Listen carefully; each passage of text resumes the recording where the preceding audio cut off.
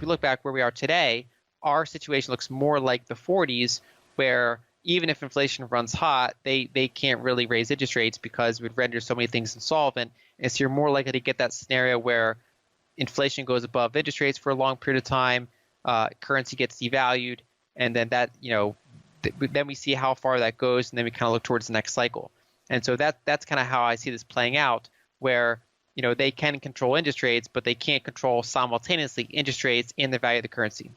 We've had several on speaking about that. Alistair McLeod, former bank president and analyst, talking about that dilemma that the Fed finds themselves faced with, but that there's real room there for ordinary people to get hurt by that. Can you talk to us about the exposure that ordinary savers have in that environment and some options that they have for how to protect themselves? Because it sounds like a freight train heading towards ordinary people on the tracks, and we got to get them off the tracks.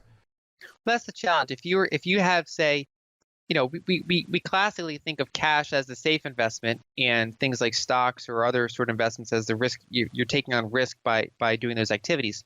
The problem is that every few decades that briefly gets turned on its head, where cash ends up being as risky or more risky than some of those other assets. And so, for example, if you look at World War I was an interesting period because that was one of those periods, but it had a very specific cause. Whereas the 1940s and the 70s were the next two examples, where if you held cash in the bank, during the course of that decade, you lost, depending on exactly what types of instruments you were holding in, you lost 30 to 40% of your purchasing power by holding many of those types of assets. And so, you got everything back nominally. And you say, okay, you had 10,000 in the bank, you got some interest rate, and you ended the period with 12,000 if it was the 40s. You ended the period maybe with like 20,000 if it was the 70s, but whatever that number was, it did not keep up with the cost of buying a broad set of goods and services. And so, the way to hedge against that is to be more diversified with your asset mix and to favor real assets. And so if you're in an environment with positive real yields and strong productivity gains, then things like commodities, for example, generally don't do well in that environment. Whereas if you're in a period where real interest rates are negative and you're more likely to get that inflationary outcome, then having investments in commodity producers or commodities themselves is a good hedge, generally speaking. And so you can also look at different equity markets around the world have different relative valuations. Historically, whatever equity market does very well in one decade is not necessarily the same. It's usually not the same equity market that does very well in the next decade, because you go through those kind of shifting valuations and shifting policies. And so, for example, there are many equities around the world that are still trading at reasonable prices, but they haven't had this really big feedback loop of us running big. The United States runs very large trade deficits. Foreign sectors, with those surpluses, take that money and they pour it back into like the S&P 500. And so we've kind of had this, this virtuous cycle of propping up our asset, our stock market. But if you were to run into a more inflationary scenario, there are other markets that I would find to be, more attractive. And so I think it's one of those situations where people have to be more diversified than just you thinking they're safe by being, 100% in cash. Right, where cash, I remember Robert Kiyosaki saying cash is trash, but within a limit. I mean, it's not as a source of savings, but Rick Rule talks to us about having some cash liquidity because so you can take advantage of some of these upsets that come. We're really concerned about people who grew up with the normal bias of thinking that cash savings in the bank is the way to hedge yourself against what's coming. When the, quote, system becomes chaotic enough for even the normies to recognize that something is wrong, will there be a fundamental change in fiat? It's interesting because if you look at, for example, the 70s, when that period ended, they still then entered it didn't really permanently change a lot of behavior. And I mean, so as it relates to, people viewing money as a form of savings. In that period, precious metals became very popular. We had a similar period, after the global financial crisis where precious metals became very popular. Lately, we've been in a period where digital assets have been pretty popular. So the narrative of alternative ways of holding things outside of, a fiat-based system have kind of caught on.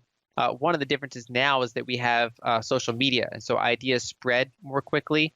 And so, there's like the money printer go burr meme that spreads around on social media where they show people just Yeah. printing money. And so that types of thing spreads around more quickly than it did in the 70s or the 40s and things like that. And so that can cause reactions quicker than you think.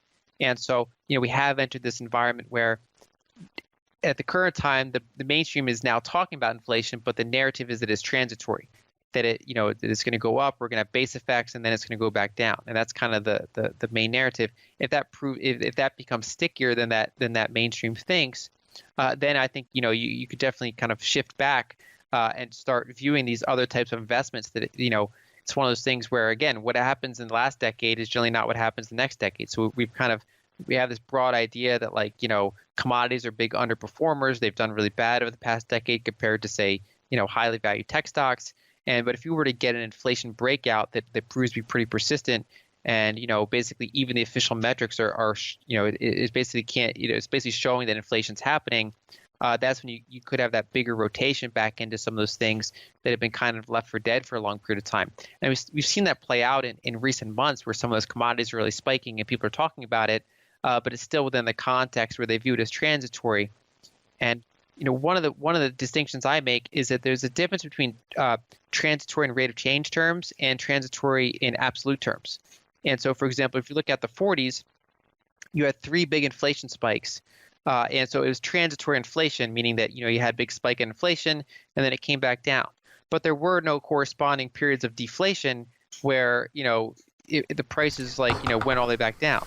So each spike was a transitory spike, and then it settled down to a new plateau, and then it would do it again. And so basically that's the difference between transitory, like an actual transitory, meaning the prices go up, they have a brief supply shock, and then they come back down. Whereas if those prices are in part driven by an increase in the amount of broad money in the system, those prices generally don't go back down to their starting point. So you might have some areas like lumber is crazy right now. That's almost certainly going to come back down.